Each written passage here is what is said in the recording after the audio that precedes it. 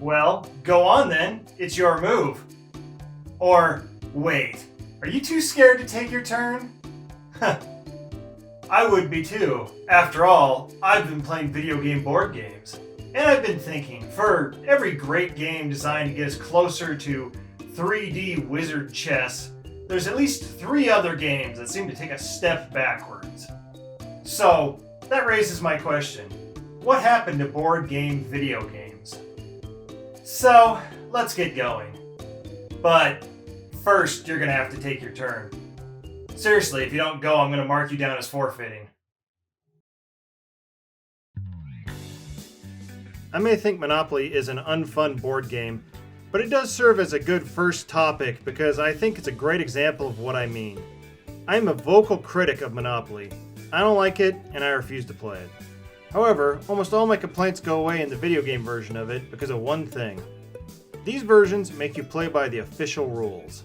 Yeah, all the worst shit about Monopoly, the free parking, the skipping auctions, stealing money, shit that people insist on doing, are all stuff that drags the game on and makes it worse than it needs to be. Through the magic of computing, shit like rules and counting have become automated. Like the taxes. No human in the history of playing this game has ever stopped and said, "Oh, hang on, let me count my money and calculate 15%. Actually, my cousin Jeremy does it all the time." Stop it. You're a liar. This is why you don't get invited to birthday parties anymore. This all helps to eliminate the human error issues, which actually makes the game go faster. Hell, they know that the length is a problem, which is why this version lets you pick different goals of a game, so you can tweak how long of a game you end up with. In fact, just having a mere button to declare bankruptcy really helps with the issue, because knowing you can means people will do it when they realize they can't win, versus when they're playing in real life and they drag it out to the last dollar, adding an extra 2 hours of miserable game time, where the winner isn't having fun, the loser isn't having fun, and the guy who was eliminated an hour ago and is sitting there bored because he can't play anything else by himself until the other players are done with Monopoly isn't having fun. So instantly, the value of video game version of board games would be the more tedious aspects of the game have become automated. And that was fine for a while, but then graphics stepped up and there was the next bonus the video game version could offer: animation. I used to pick Shu because I would imagine me walking around the city. Now, through the power of graphics, I am no longer needing to use my imagination. Depending on the version, you can watch as your pieces become horrific living abominations. Oh, thank God they imprisoned him. At least they fixed that in the next. Why does the car do that? It should drive around the board!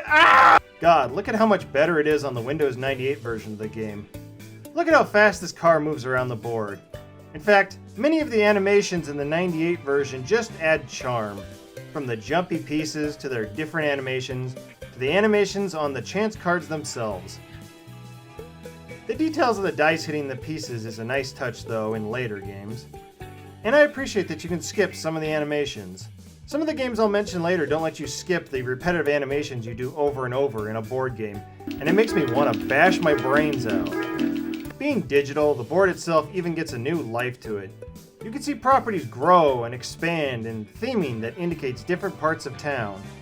The video game can create some divisions that can't exist in real life, such as putting a clear indicator over who's actually in jail versus who's visiting so your rat cousin can't sneak out. A full set all keep the same theming with types of houses that get built on them.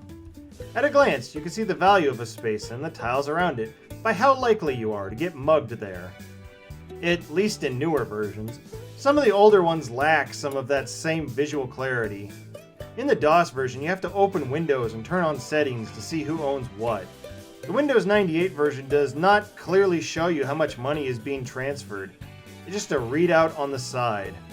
The Nintendo 64 one is also hard to see ownership at a board level, but at least it shows on the screen under each player what they own. Did you catch that? No? The iron just unmortgaged the property. If you're lucky, one option many of these games have are different boards entirely, with new themes, including the regular real-life board. Oh, what is this cursed-ass board? While some of the older ones don't have full theme swaps, they do at least try to make up for it with multiple cities. And in one instance, letting you customize and make your own board. Monopoly is nice in that none of these versions, that I've played at least, are awful. They'll have some good ideas and like one or two flaws. It'd be nice if you could take a piece of each one and make the ultimate game, but all of them are fine. None of them is the good one or the bad one, which cannot be said for some of these other board games. Like, take Risk. I feel some of these are the bad ones and some are the good ones.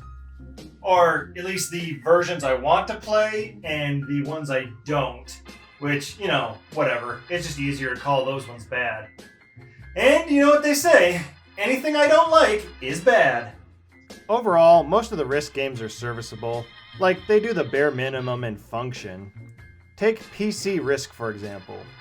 The dice rolling is fast and works, but aside from the narrator, the presentation falls flat on its face. Irkutsk. Choose a territory with lots of units. Righto. Hit retreat if you want to stop the invasion. Well done, General. Interesting. Indonesia. I say terribly bad luck, Ojo. One each, General. Good show, General. Victory is yours.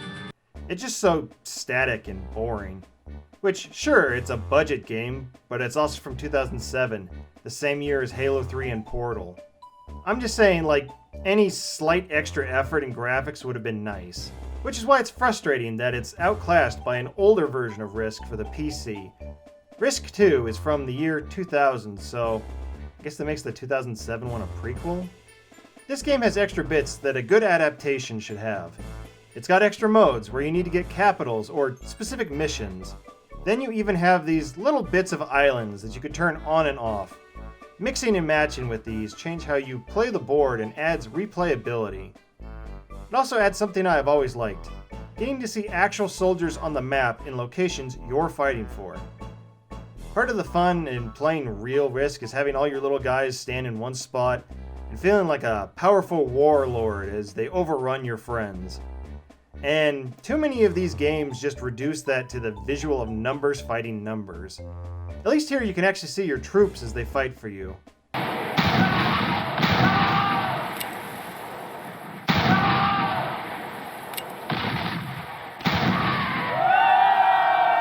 So if these are the okay and decent Risk games, where's the good one?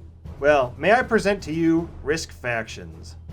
Where do I even start with this game? Oh, I know. How about the one thing this game has that all the other ones seem to lack? A story mode. Yes, this game has a single-player campaign, where you get to play as and are introduced to the different factions of the game. Like all other Risk games, you have humans, led by their general. But new to this game, you have feral cats, led by Chairman Meow. Another great pun is Commandant 64, the leader of the robot faction. There are also zombies, led by Colonel Stiffenberg. And lastly, Yetis, led by Gary. These factions serve as the different colors for the players, but it's much more than that. Each faction is themed across all aspects of what you do in-game, from changing your dice to match your faction, or more importantly, your troops. Yes, your army is made up of soldiers who are a fun makeup of fighters for your team. I think the art for this game was done by the guy from Penny Arcade, but honestly, I'm not sure. What I am sure of is that this is my favorite representation of your troops, fighting in a Risk game. I really like seeing how your army lines up based on its size, with the larger army taking up more of the screen. Then they fire at each other, based on your dice rolls, and there's a consistent tracking of animations. Soldiers killed by fire get burnt, whereas electrocuted soldiers are zapped. There was an effort to give all the troops of each faction multiple weapons and death animations. And, if you noticed, the soldiers are moving back and forth, giving you a visual representation of the odds of winning that attack. It's a great visual to have a lone defender push back attackers and have their army move back as your guy moves forward instead of just watching the percent stat change. There's also the effort put in for overkill animations for when you roll 2 6s, or a super overkill if you manage to roll 3 6s. Speaking of rolling, I just want to compliment these dice details. Each die leaves a trail on the board as it rolls, and each trail is unique for each faction. The die are also destroyed when they lose. And honestly, I would just be praising this game if that's all it was. This fun, tight, interesting gameplay. But this game still has more to offer. On top of the default Earth, this game offers a large variety of new maps. All of these maps are crafted and based on the number of players to optimize balance, with some of the larger maps even being the smaller ones put together. But the big addition, besides having new maps to play on, is what's on those maps. There are new features that change how you will look at targets in strategy. The board starts with cities on it, and each player gets to place a capital at the start. These give bonus reinforcements when you hold them. Then each of these new boards have structures which require you to hold territories to use, such as this large missile that adds an extra die when it's in range, or this dam that lets you flood the spaces below it. How are you gentlemen doing this here fine day in these here low-lying wetlands?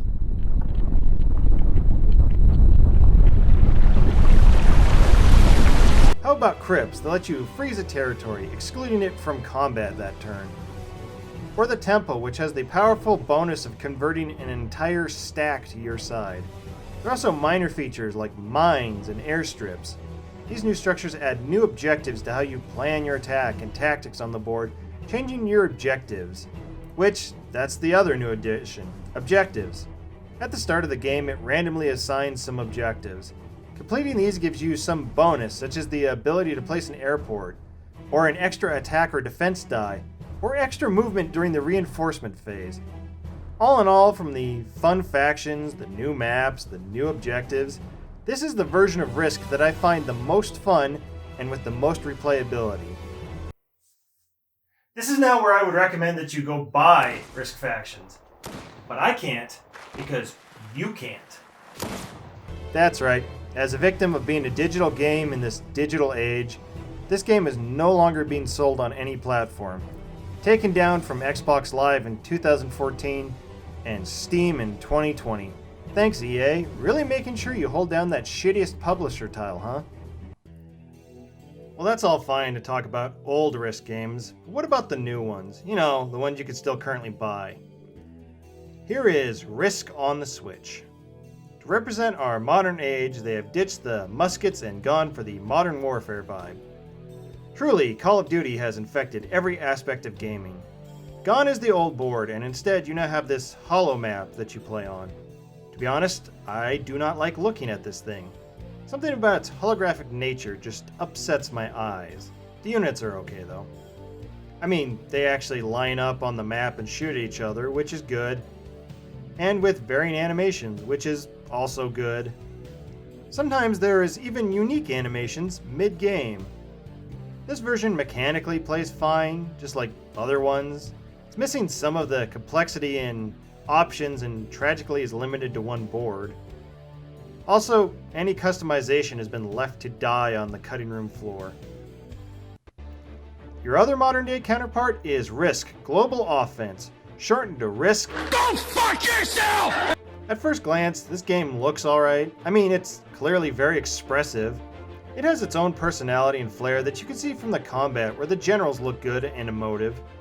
The map and gameplay are also very clear and easy to read what's happening. And is fast, with the ability to skip the computer's turn, making solo play scream by. This is also the Risk game with the most customization. There are a lot of generals to pick from multiple eras and themes. This extends to troops as well, who range from fantasy to sci-fi to traditional.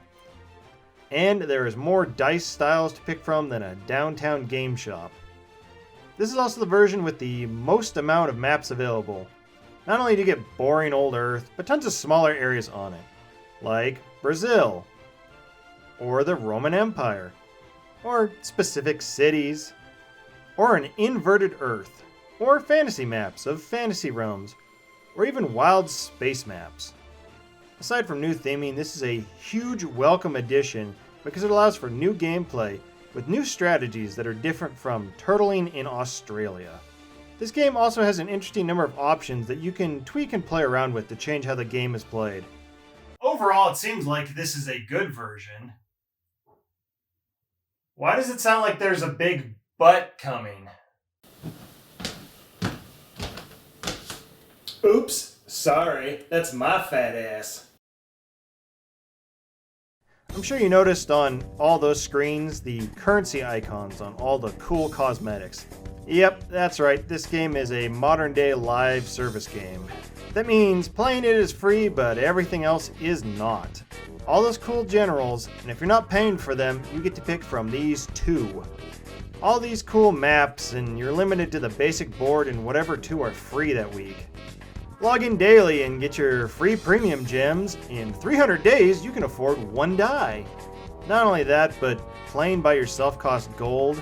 Gold which I never did figure out how to get more of. I assume it comes back over time, but I fear one day the game will just say, "Rightio, that's enough playing for you. Back to the mines."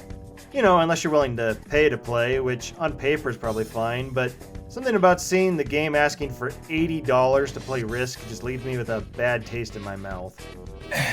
Ew, gross. $80 for an iPad game. Which is very clear this started out as an iPad game because the other huge problem is the UI. It looks fine, but instantly you notice this shit was designed for a touchscreen. No clicking or arrowing through these options, you drag that menu like you would with your filthy Cheeto-stained finger. This causes problem in game when you try to click on your troops and the game goes, "Well, thought that was a finger swipe," and yeets the camera away.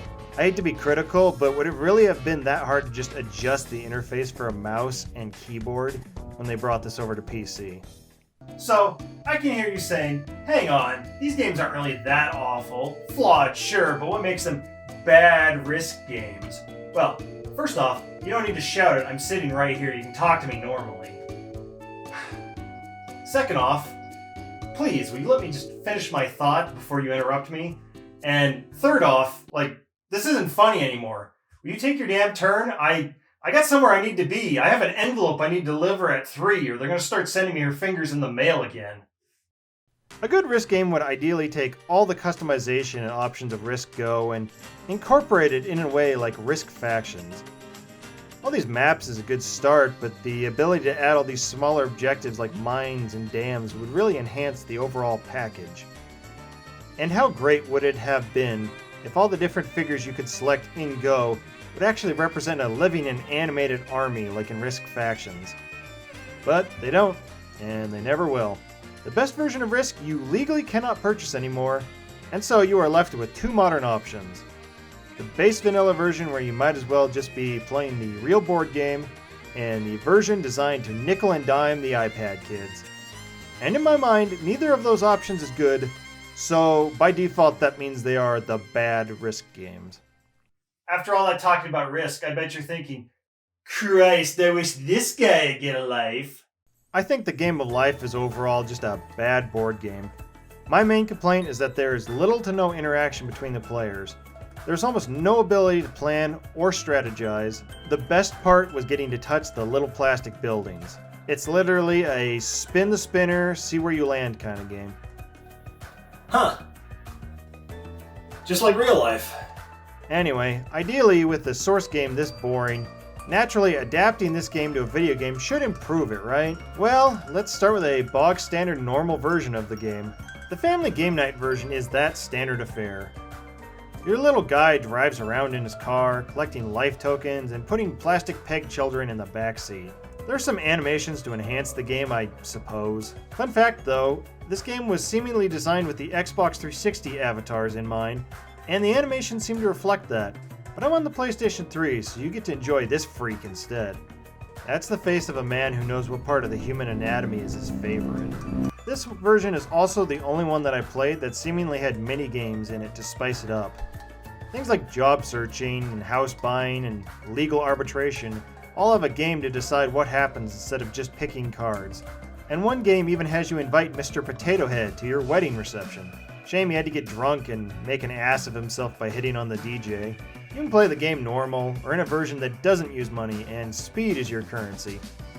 Anyway, the board is fine, it's got some biomes in the background, but it's nothing to really talk about. I guess it's really capturing the spirit of its source material that way. Speaking of its source, off-tangent rant here, but it always annoys me when people say why does having kids get you money? Kids cost money. Particular life decisions. But isn't you don't want having to get kids sued. draining your money? You would think so. Exactly, I that's thought what that I too. thought, I but- thought that too. Like, I thought it was obvious. Yeah, kids cost money at first, but you get money for them at the end of the game, at your retirement. That money is coming from those kids. This is because the board game was made back in the time where the more kids you had, the more different adult salaries would be supporting you once you were old and infirm. I think part of the issue that confuses people is they don't use their imagination to picture you aging from college to old age as you move down the board, because they're looking at static pegs or avatars. The other reason is probably because baby boomers stuck their parents in old folks' homes instead of spending money on them, and that's ruined the concept for general society so much that it seems foreign in a board game. Huh. Alright. What was I talking about? Oh, right. Life. But not this version. Let's talk about the one I remember.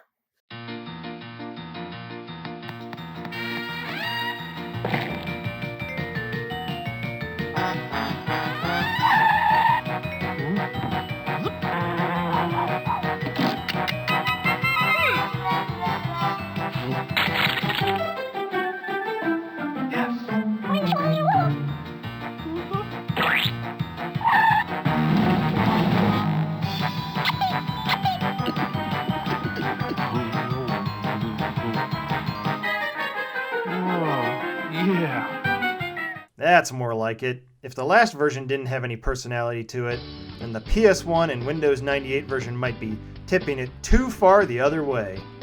I'm sure you noticed it because goddamn it's what the eye goes right to. The horrific homunculi that will represent your player. Mine was created to funnel all my misery into. That's why his head's so big. All the characters in this game have this swollen bobblehead appearance, which, don't feel bad if you hate them for it. They can't stand each other either. Also, children are no longer pegs, but little versions of you, which, I guess that's right. But how about the board? Surely that, good lord, what is happening in there? At first glance, this thing is an eclectic nightmare, but hear me out, it's got some logic to it. All of these objects scattered around the board represent what the space next to it does. So if you were to land near this cabin, the cabin card would be played. This is how we notice the other big improvement over the other version, the fact that there are unique life events for every space. All of these events come with multiple animations. Like, look at some of these pre-Shrek CGI masterpieces.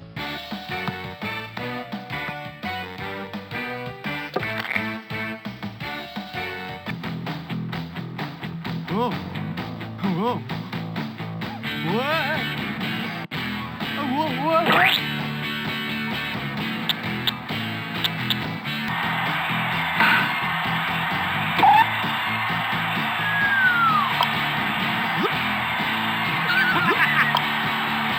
Congratulations, you've won $1 million and a goat!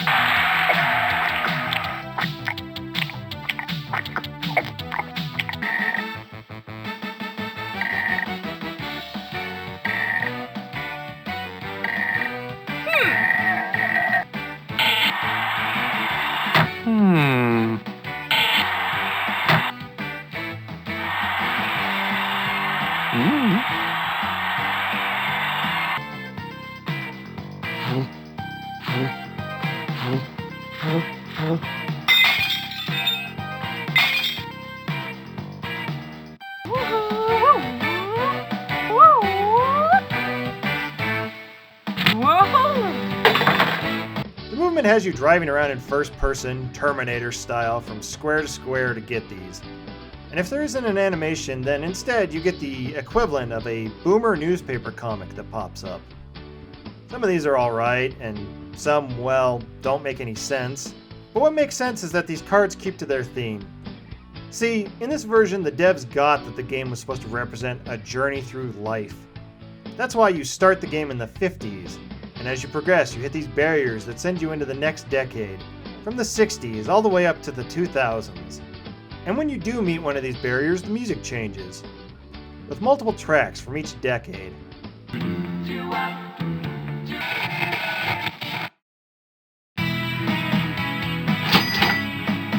Funny enough, the 2000s were still the future when this game was made, so they made up future music. We're from the future. Yeah, the 21st century. The magnificent far-off year of 2002. But it's not just the music. The boomer cards keep their themes on them to match the decade that they're from. But the biggest thing I noticed is that your car changes. Each decade, your car takes on a new appearance.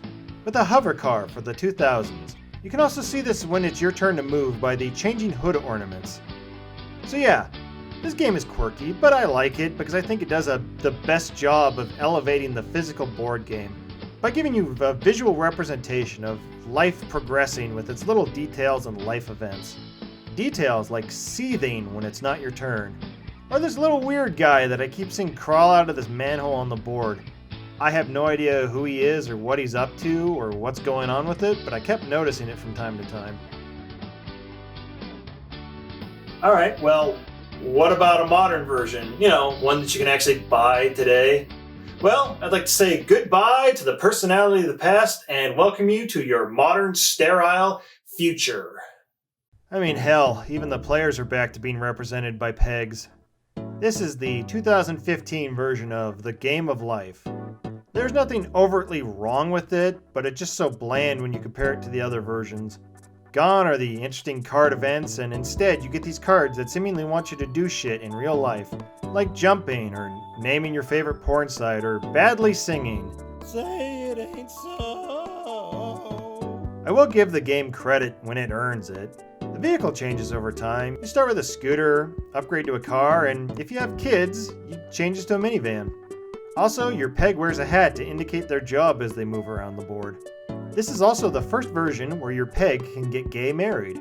However, the devs made a huge mistake because your peg's driving on the wrong side of the car. Boy, I hope someone got fired for that blunder. An actual blunder is that the risky path has this lava, which makes lava noises. Unfortunately, as soon as you're on this side of the board, you could hear it, and that sound never stops, even as you're retiring. I also do not like spinning in this version. It makes you click and drag, and I wouldn't be surprised if this is left over from swiping on an iPad. This version also has a sequel, which is The Game of Life 2, which I will not be playing as it's $15 for the base game and then $30 for all the boards. It looks like it has more to it though, so maybe this is the prototype and that's the better game. It's hard to recommend which one version of Life to play, as I noticed all three of these games handle some mechanics differently. Things like stocks, taxes, and even retirement were all changed and tweaked to each version. I assume to keep it up to date with the modern real-life equivalent, with changes to remove making children have to do math, but I don't got a clue. Speaking of... Clue is a game that I almost never got to play because it needed at least 3 people, and no one ever had all the pieces when we tried to play it. So bam! Instant value in video game version because I can play it by myself. This is the part of the video where I would have talked about Clue, Murder at Body Mansion, but I can't get the goddamn game to run on any of my machines, so instead, I will direct you over here to Brutal Moose's video. So if you wanted to see, you know, about the game from my childhood that I wanted to talk about. Instead, we're going to talk about Clue Classic, a full-release box game from 2008 that feels like a Flash game. Ha! Lucky us. Classic contains all the stuff you would want Clue to do. Roll dice, make accusations, eliminate possibilities. It does have a scorecard on the side, which it has you manage manually. This does mean that it lets you enter your own notes for each item with a satisfying typing sound. Graphically, there isn't much to talk about. I mean, your characters walk around and you enter every room with a Resident Evil door. The accusation animations are fine, and I'm glad everyone looks shocked when you try and accuse them. There are some details, like the cursor changes to whichever character you're playing as, and when you're guessing the murder, you get a nice scene of death bathed in the color of the killer. My main complaint is the game proceeds glacially slow. There's no skipping animations or rolls, and you have to click OK for every single CPU turn. This game originally sold for $20, which, you know, as a budget title, it's alright. In today's day and age, I wouldn't have paid for that, but in 2008, if I was an aging boomer who wanted a copy I could play with my kid, yeah, I could see me picking that up from like a Walmart discount aisle or a gas station bargain bin. Welcome back to this asshole with the Hasbro Game Night version of Clue. Or should I say, the least Clue version of Clue. In normal Clue, you go room to room making accusations until you logically eliminate what cards are missing to make your final guess. In this one, instead, you walk around the manor moving from clue tile to clue tile, playing the same 3 minigames until your clue meter is full. Then you're allowed to make a guess, like normal Clue. But since there's no scorecard, it just tells you which ones are right and which ones are wrong, with the honor system of no peeking. Nah, I'm not looking. I swear. So, rooms are pointless then. Well, mostly, yeah. You can go into them and interrogate the famous Clue characters to get a fragment of the weapon, but jeez, I wonder what weapon this is. After helping you, your witness is so overcome with the despair that this was their sole purpose of existence that they just kind of give up and sit on the floor. And you know, I get some of that despair playing this because this is the Clue with the slowest movement speed by far. And graphics-wise, it's not great to look at. Somehow, it just seems way too washed out for my eyes. And I've already complained about the non-avatar problem, but like, you think the named Clue characters who we don't get to play as, they'd put extra work and detail into them, but nah, they also kind of just look like Xbox avatars.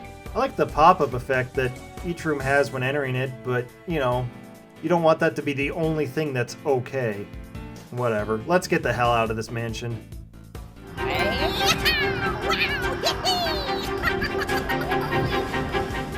The next version of Clue is the 2018 version.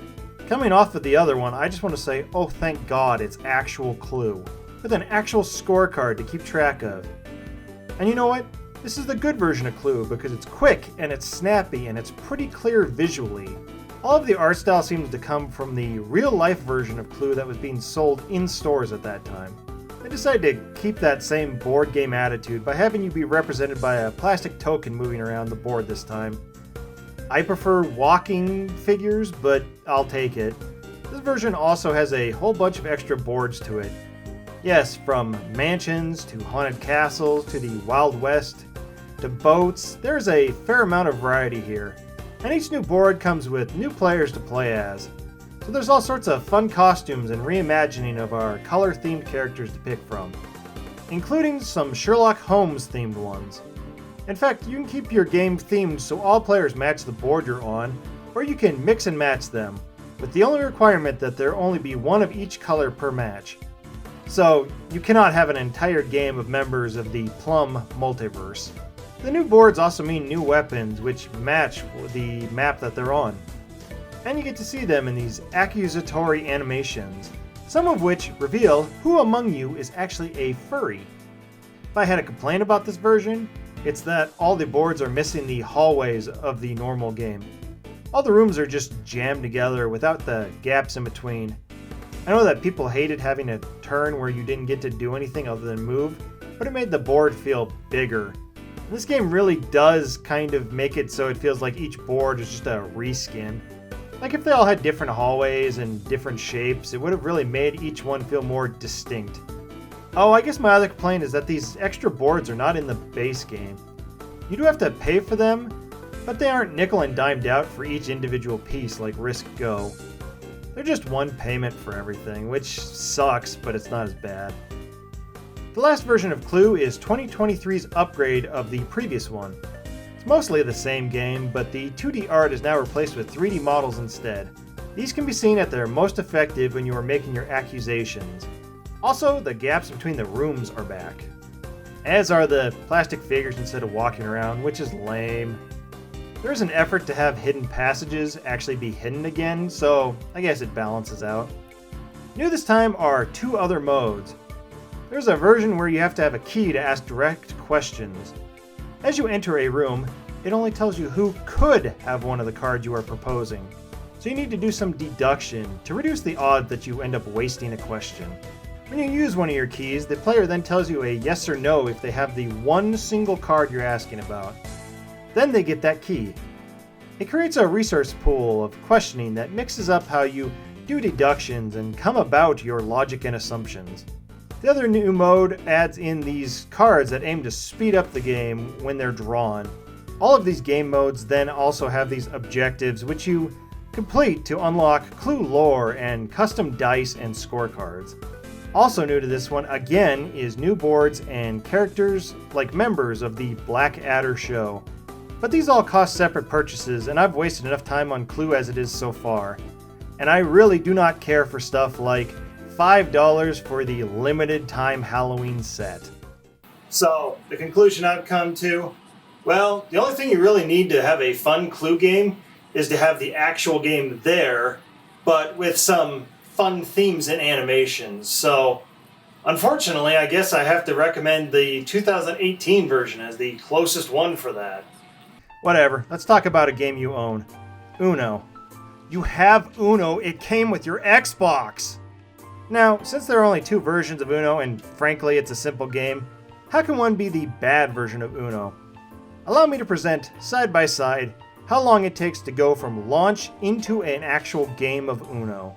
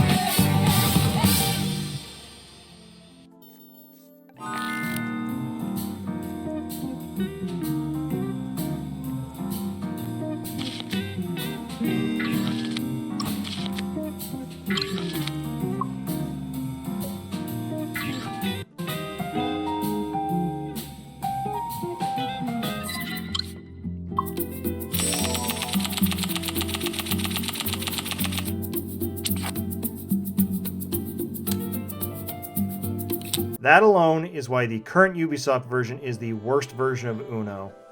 Uno is a quick game that you pop into to shoot the shit with a friend or kill time in a meeting. You do not want this kind of barrier to fucking Uno.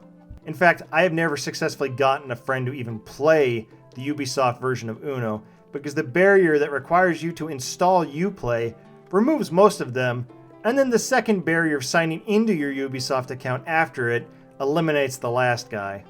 Which is a shame because it does have a fair amount of customization that the old version does not. There are new backgrounds, card backs, and even Uno voices. Yeah. Uno. Oh no. Uno. Most, not all, of these you can unlock by just playing. This also includes the music, which is fine, but it's not as iconic as the 360 Uno music. I mean, god damn, everyone loves this song. I've noticed that this song is an outlier in all these board games because it's memorable, whereas most of the music in almost all these games is extremely forgettable. The only other one I can think of is the music from Monopoly, but only because it has a disembodied voice that yells at you during it. I love this part of town. Who said that? Old Uno had the ability to use the Xbox camera to see strangers while you're playing, and it's no surprise why that is not in the new version. Then the 360 version gave us Xbox avatars of all the players, which, again, I miss. This weird Ubisoft knockoff just is not the same. Also, both versions had special new gameplay versions of Uno, but in both instances they were reserved for DLC packs that cost real money. This included Street Fighter and Cameo on the 360, and Rabbids and Assassin's Creed on the Ubisoft. Ticket to Ride is not my favorite board game, but it's my favorite to recommend playing. That's because, as far as the rules go, it's pretty easy for people to pick up on. And personally, I enjoy any game where I get to make my grand master plan 5 turns out, only for some asshole to put his trains in my way, ruining everything!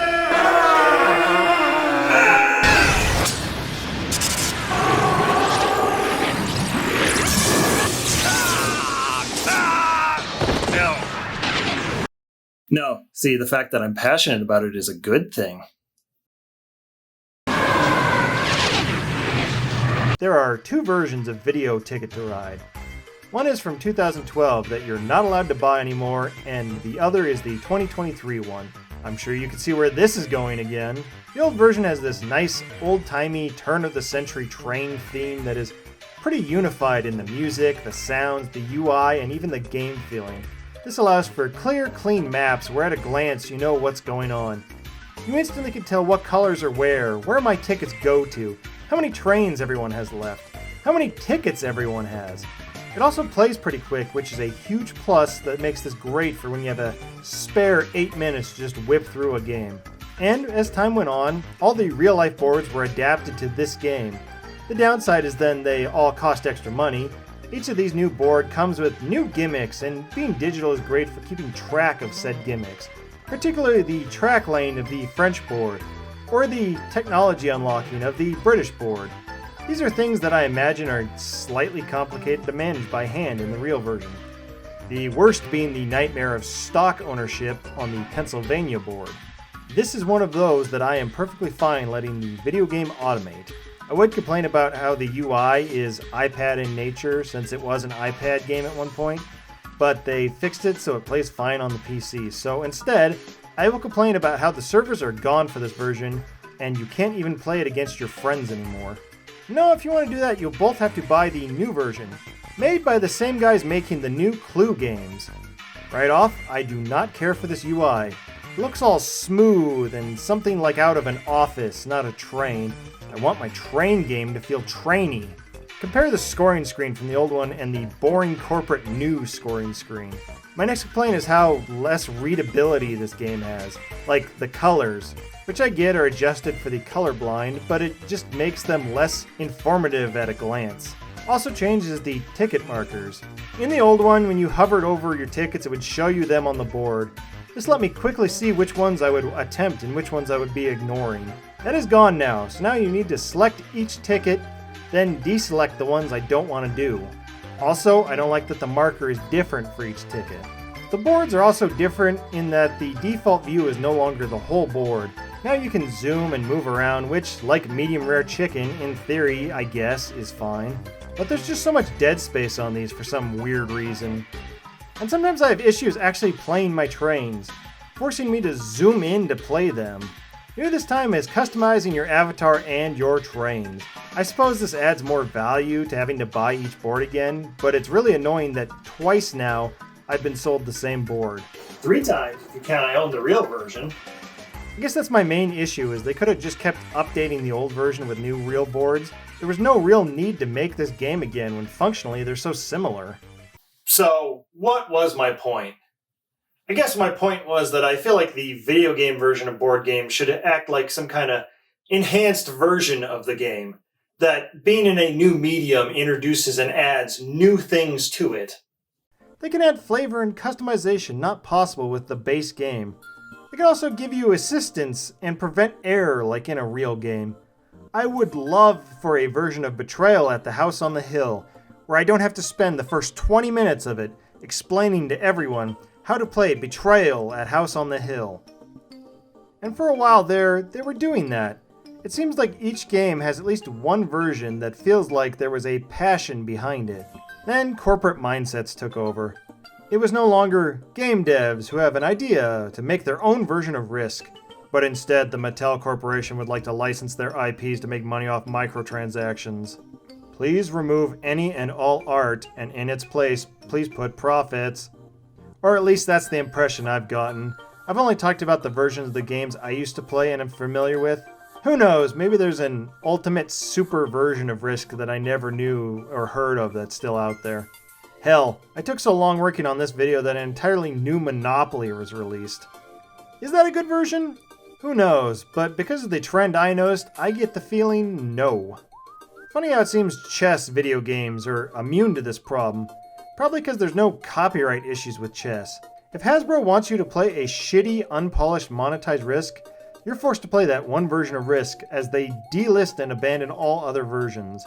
Whereas if someone makes a shitty bad chess game, people don't buy it as they instead play chess games made by genuine chess enthusiasts and people who have wild, brave new ideas. I guess the main point this whole time is I just wanted to complain about new Ticket to Ride, new Uno, and new Risk. Maybe next time I should just focus on chess games. I mean, it is too late in the video to really talk about it now, and Christ, there's more versions of computer chess than there is hepatitis. Speaking of, I am sick of waiting for you to take your damn turn, so I'm gonna go. I appreciate that you haven't made fun of me for being tiny this entire time, but I've got my limits. I'm gonna go. Tell your mom I said hi, and, call me if she wants to play Soul Calibur or have spaghetti dinner or something.